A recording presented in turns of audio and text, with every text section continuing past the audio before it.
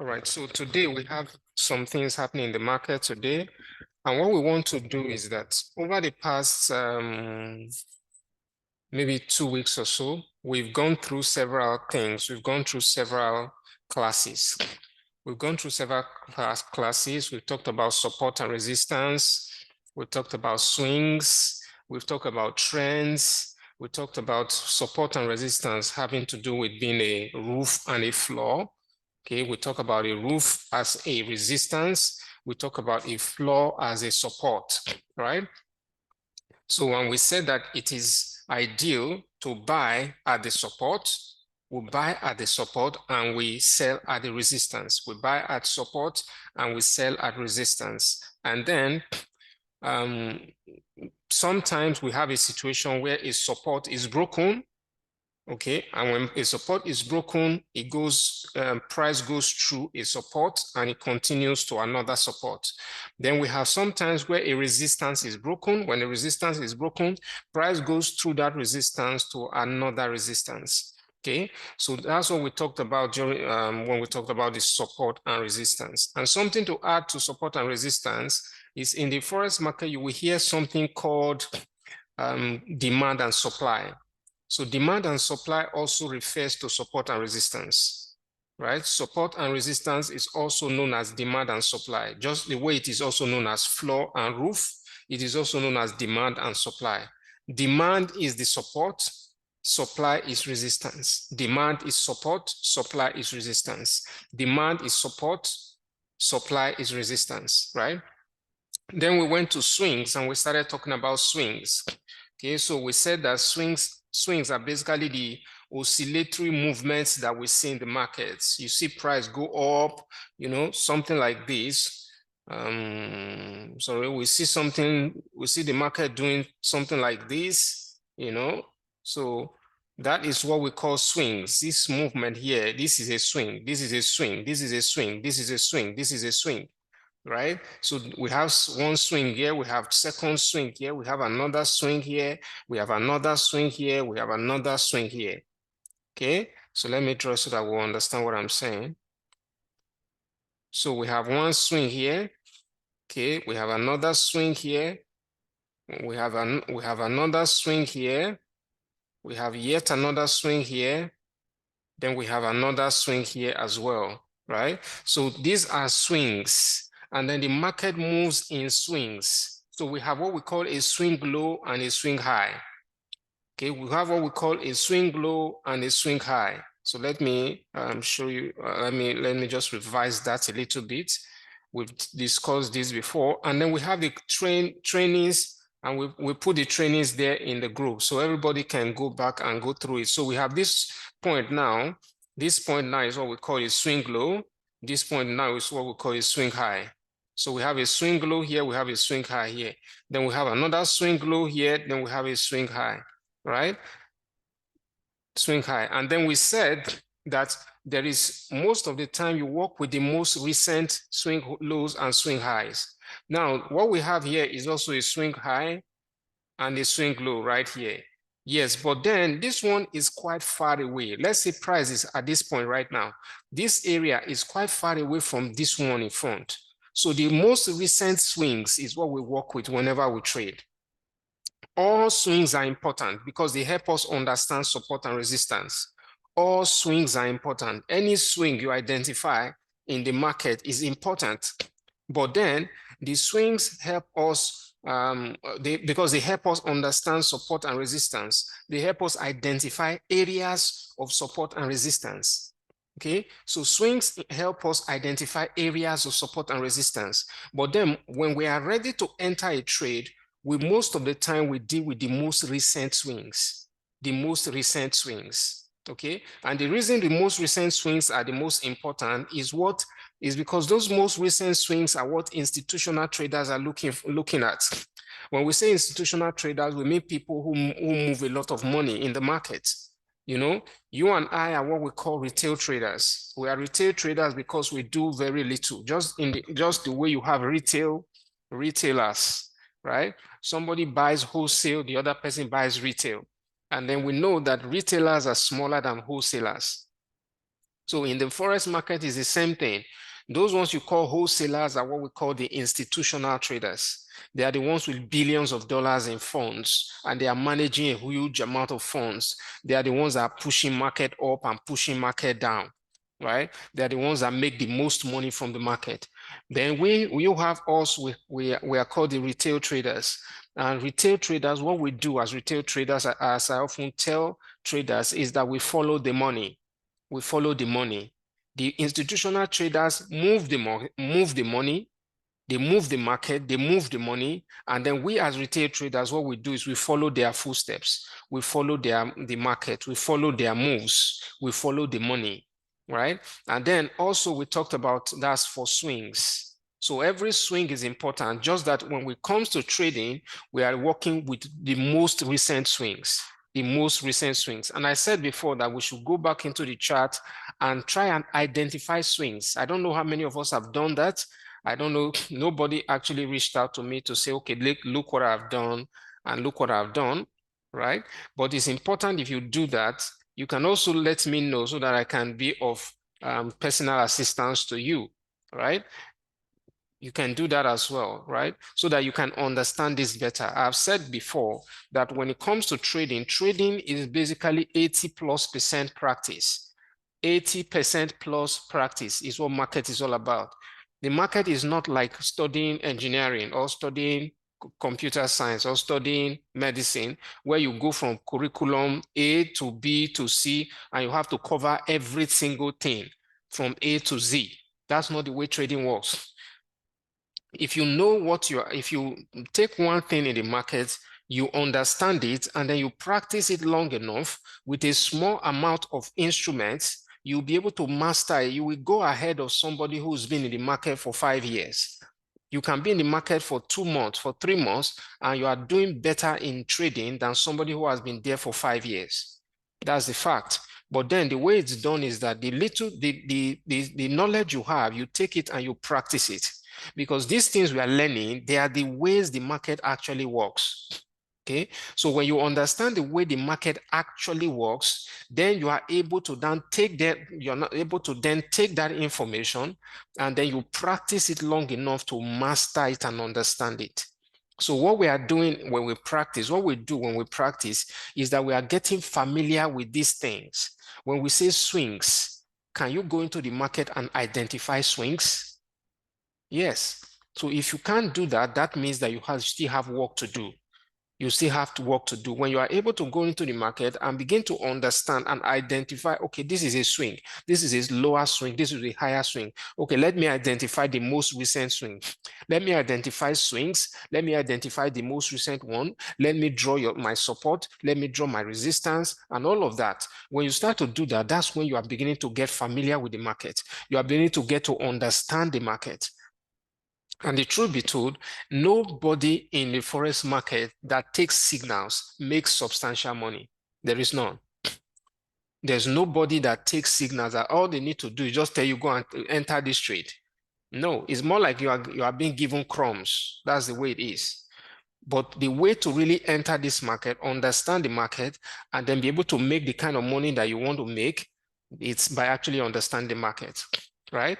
So there's a time, there's someone I was showing something, I was showing her particular trade I was on and the kind of money I was making.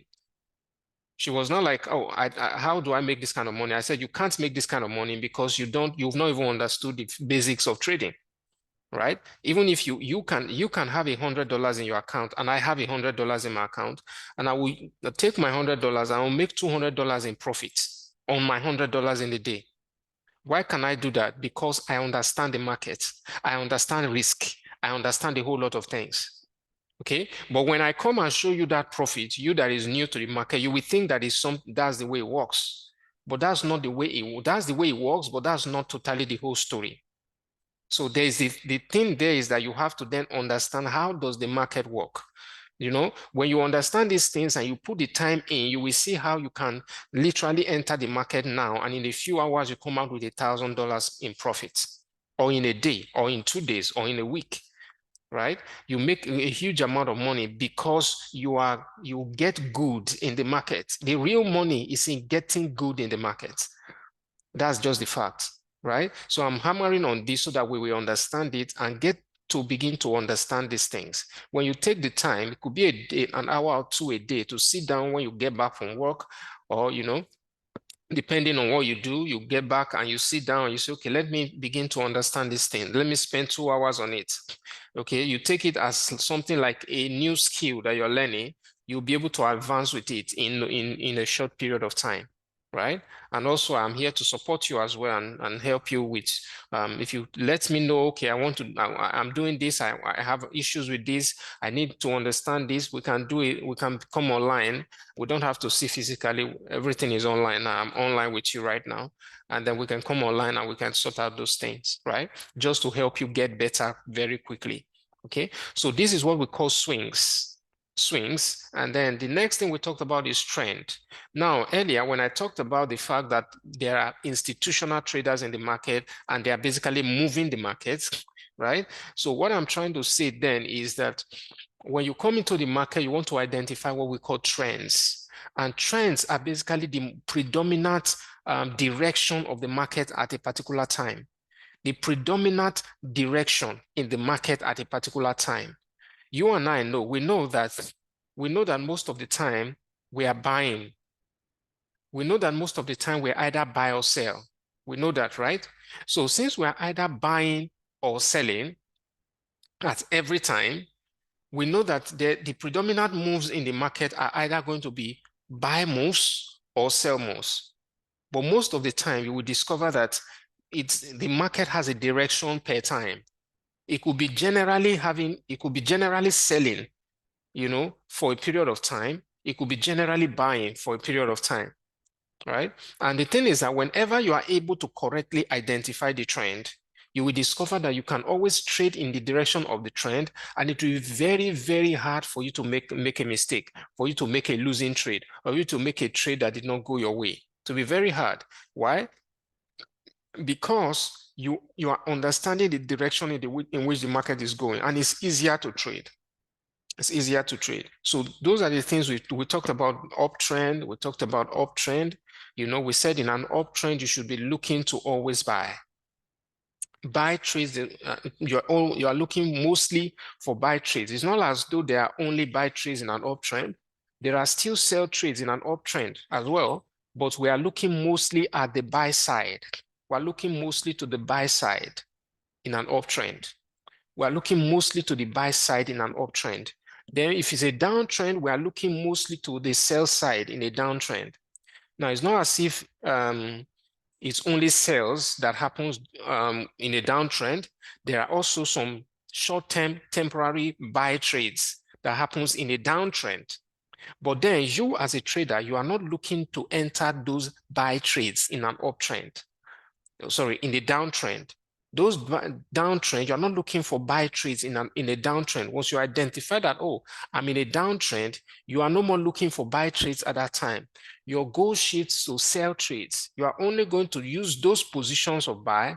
You will use it to position yourself to enter for a sell. You will not buy, you will only focus on selling during that period of time, right? So these are the things we've talked about. And then also we talked about the fact that what is called sideways trend. And sideways trends, it's just a situation where price is moving up and down within what we call a range. So a sideways trend is also known as a range. So price is moving upwards, downwards, upwards like that. It just keeps going in a particular rhythm, but the rhythm is not really special. There's no direction per se. Something like this just keeps going and up, down, up, down. Usually the best way to trade in this kind of market is to wait for what we call a breakout. So you are expecting price to either break out below, right, like this, below here, or you are expecting the price to break out from the top. So when you break out from the top, then it continues to buy.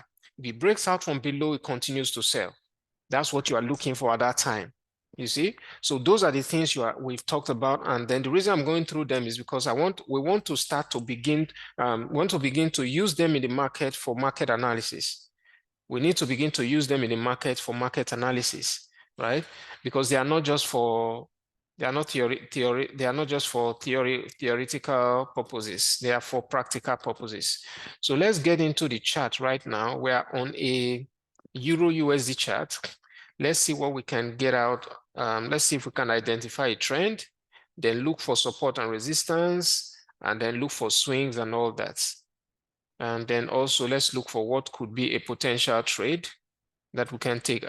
This morning, I set a trade on the USD JPY. Okay, let's check this USD JPY. Let's see if we can make sense out of that first. Okay, so this is USD JPY, and we are currently right now looking at a potential USD JPY trade. Okay, so let me zoom the chart. Let's see if we can identify a trend. You see, let's see if we can identify a trend. Can we see this? This is clearly what we call an uptrend. This is an uptrend, right? This is an uptrend. So I said also then we can use trend lines to know when we have an uptrend. So this right now is what we call an uptrend. You see, price is just heading upwards. We can already see that that's an uptrend. That's an uptrend. Price is going upwards, and price is likely to still keep going upwards for some time, right? Price is likely to continue to go upwards for a period of time, probably to this area where this blue line is, where this blue zone is, maybe to this area right now, right? So this is what we are looking at. So now that we know that we are looking for an uptrend, we are in an uptrend on USD JPY, we are looking for buy trades. That's what we're looking for in an uptrend. So now we can see that. So what are we looking for? Trends identified. We have already identified now. And this trend has been for a while. Can you see? This uptrend has been sort of for a while.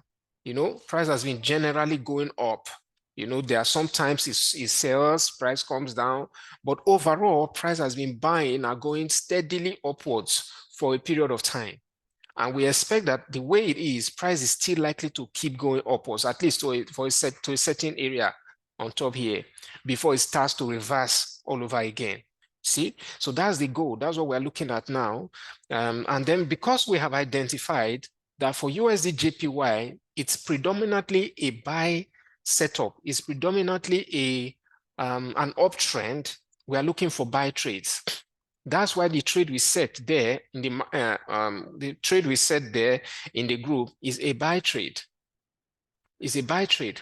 Okay. So, and the reason why we are looking at is this. What we are looking for is this. Remember, we said that we are going to come to the market, we'll identify a trend, then we will find swings, and then we'll find support and resistance. So this is the order. We identify a trend, you come to the market, you look, what is the trend of the market? What is the predominant trend in the market right now? So that trend is going to be either an uptrend or a downtrend or a sideways trend. So once we identify that one, what we then need to do is that we need to then find swings. Swings. What are the swings in the market? Where are these swings in the market? We have to identify the swings. Then we identify support and resistance. Then we then know where we are going to trade. Okay. So let me remove some things from this chart now. And so now we can see that previously, this place that has this blue, that was a support line. That was a support. As long as price was on top here, that was a support line. You see how price gets to this support and bounces up. It comes to this support again, bounces like that. Just the way you throw a ball down. Just the way when you throw a ball to the ground, what happens? It bounces. It continues to bounce. It continues to bounce like that. And then once it bounces, price goes up. Bounces, price goes up. Bounces, price goes up. Eventually, as this was forming, we can also see some swings here. We can see some swings here, like this here now is a swing. Okay. So we are seeing some swings here.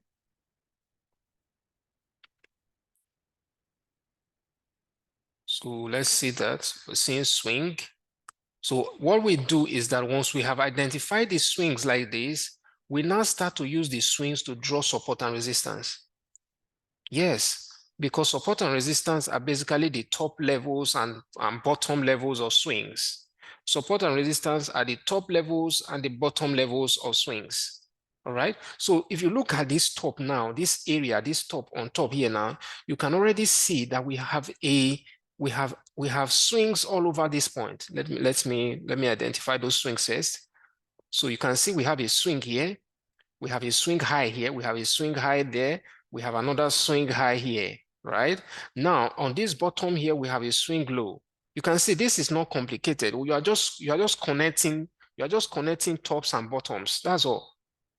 You're just connecting tops and bottoms, top and bottom, top and bottom. Wherever you see a swing, price moves up like this and pulls back. That is a swing on top here. That's a swing high. Whenever price comes low like this and gets to a point and bounces, that's a swing low. You see, where price bounces from the roof is what we call a swing high. Where price bounces from the floor is what we call a swing low. Where price bounces from the roof is what we call a swing high. Where price bounces from the floor is what we call a swing low. You see, so what you just do eventually, once you have identified these swing highs and swing lows, you just want to connect them by using something like a block, something like a rectangle like this, or a horizontal line. Now, the reason why we use rectangles rather than horizontal lines more, or we can use a combination of them, just like we have here, is just so that we can capture the entire area that we are dealing with. You're right? So that we can capture the entire area that we are dealing with. Think about it. If you are currently sitting in a room right now and we have a floor, you know that that floor is not a thin line. It's not as thin as a mat or a carpet. Carpet is very thin, but your floor is very thick. It's very thick because it has a layer of concrete, most likely. It has a layer of concrete with blocks and all that. So you can, even though it's your floor and you are meant to sit or stand on top of it, it is not as thin as a carpet or a rug or something like that, you know, or tiles. It's not as thin as that. It is actually very thick. So that is the reason why we are using this area. We use horizontal lines. We use blocks also, like rectangles like this, to identify that we are dealing with block areas. So a resistance is a block area. A support is a block area. You see? So here now, this is a support and is a block. You can see that blue block right there. Blue block right there is telling you that, okay, this support floor area we are dealing with is not a very thin area. It's not as thin as a horizontal line. It's actually like a block, like a rectangular block, that kind of thing. You see? So it's the same thing we are going to do, we'll do at this top here. So we've identified the swings up there. So let's remove these circles now. What I want to do is I want to draw a support, is resistance there. I want to draw a resistance here. Okay. So this is a resistance. So we just identify what? We identify swings, and then we put a block there. We put a block there. Now remember, we said before that when price gets to a roof, it falls down. Just like a ball, when you throw a ball to your roof and it hits it, it bounces down. Then when your price gets to a floor, it bounces again. You hit a football on the floor, it bounces, right? Fine. Now, but we also said that support and resistance are either, sometimes they are broken. They are broken. Now, in this case, you can see that we had a resistance here. When price was below this area, when this blue candle was forming, for example, sorry, green candle, when this green candle was forming, price was still in this zone, in this area. Then suddenly you see that price broke out of it. When price broke out of it, you can already see that price broke out of that resistance. Price broke out of that resistance. And once price broke out of that resistance, you know that price is going to keep going up. But then the way to do it, like we said before, is this. Okay, this is the reason why it's important for us to go through those classes and go through again. This is what we said. When price breaks out of a resistance, it will come and form a, let's watch this. When price breaks out, this is price now breaking out of a resistance. When price breaks out of a resistance, it will come to that resistance again. It will come and bounce off of that resistance again like this. It will come and bounce off of that resistance again like this. So this is the kind of thing we are expecting now. We are expecting that price broke out like this. It will come and bounce off the same resistance again before it moves up to the direction we expect it to go. So once we see a breakout of price, we don't just jump in and say, okay, we know that price is buying. Oh, there's a breakout, so let me just go and enter for a buy. No, you don't enter first. You wait for what we call a pullback. So this is what we call now a pullback. So let me shift this and show you what I'm saying. This is what we call a pullback now. This movement now is what we call a pullback. So price breaks out, it pulls back to the area that it broke out of. You see, price breaks out of a resistance, then it pulls back to the area it broke out of before it continues. Before it then continues. So what we have here is that we have a breakout, we have a pullback. So this area now is what we call a pullback. This area now is what we call a pullback. Then this move up now is what we call a continuation. So let me write something there. So you have a pullback here. So you have a pullback. Then you have a continuation. This move now is a continuation. Let's do that. Continuation. So this is how you trade. This is how you trade when you see a breakout. So you wait for a pullback, and the pullback will usually come to the same area that was broken.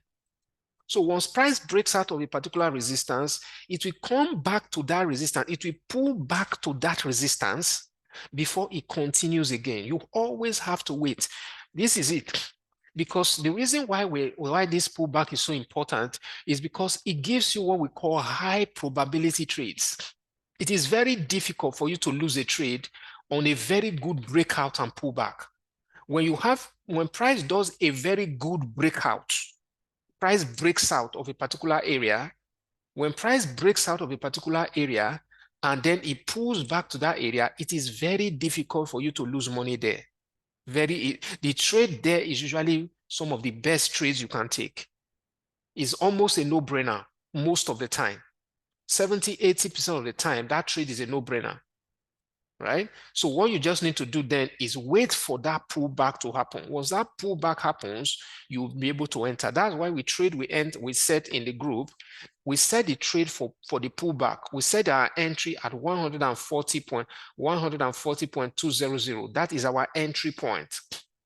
140.200. So what we are expecting now is that we're expecting price to pull back to this area and then give us a buy. Give us a buy trade. Then we will not buy and move and price will go up here. That is our goal. Our goal for this trade is to make like 100 pips profit. So we'll have to wait for that to happen, right? And then that's what happens during the market. You always need to wait. Like we said before, when you are trading, one of the virtues that are very important to a trader is the ability to actually wait. The ability to actually wait. And then that's the reason why I tell people that trading is always something you can do with every other thing that you're doing. You can be running a business, you can have a job, you can do whatever else you're doing and still be able to trade, because all you need to do is actually look at the market, do an analysis of the market and say, okay, I'm waiting for this to happen. I know the perception that some of us have is the perception of where someone carries a laptop every day and is sitting in front of the laptop all day. You cannot sit in front of the laptop all day.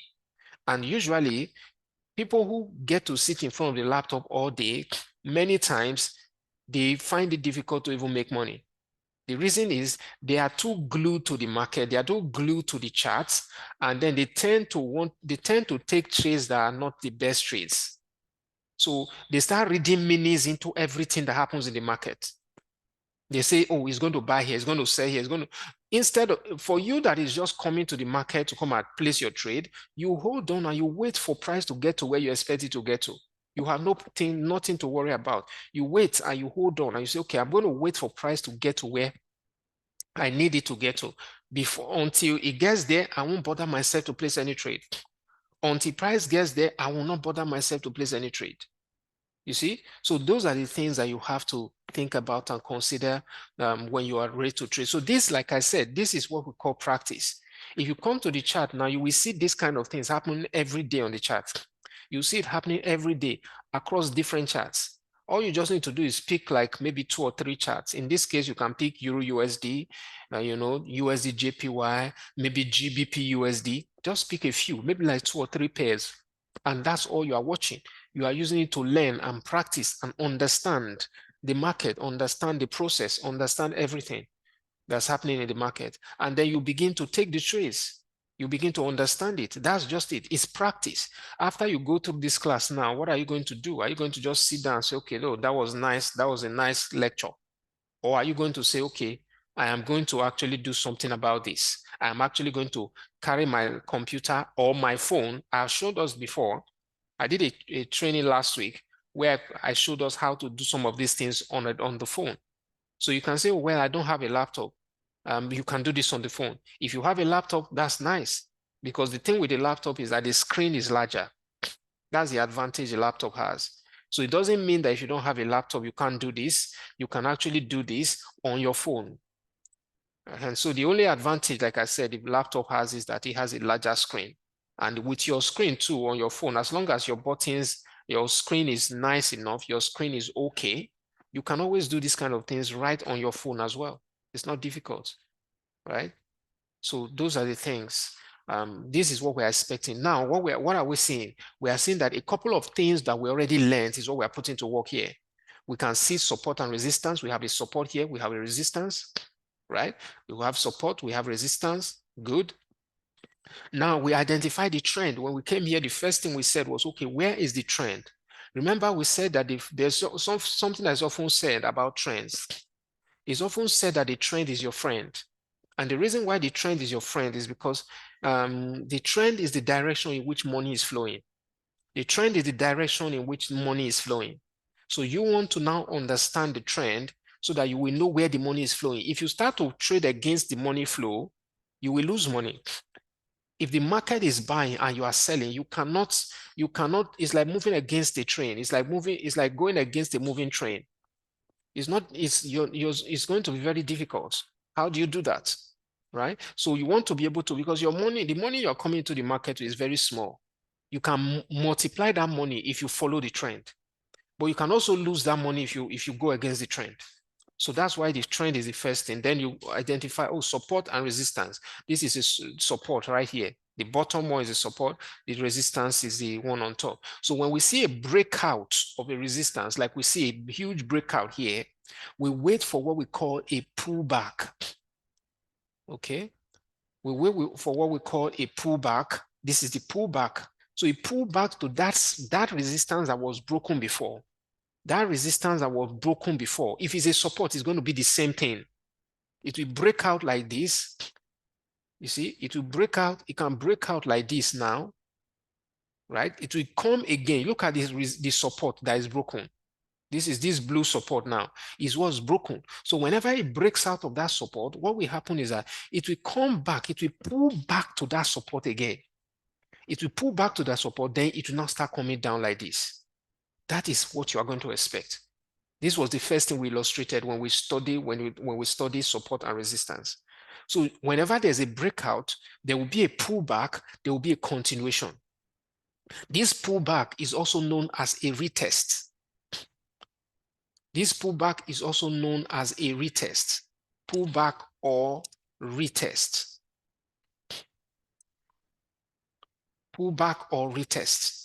So this pullback is also known as a retest. So it will pull back like that. Once it pulls back, to pull back to the area that was broken. So in this case now, it broke out of a resistance. It pulled back. We are expecting it to pull back to that resistance before it will now buy from here. That's why we have our buy limit here. The trade we have is a USD JPY buy limit. And this is the reason why we are doing buy limit. We are expecting price to come to this point, then buy and go up. That's what we are expecting. The same thing will happen if this thing was a support now.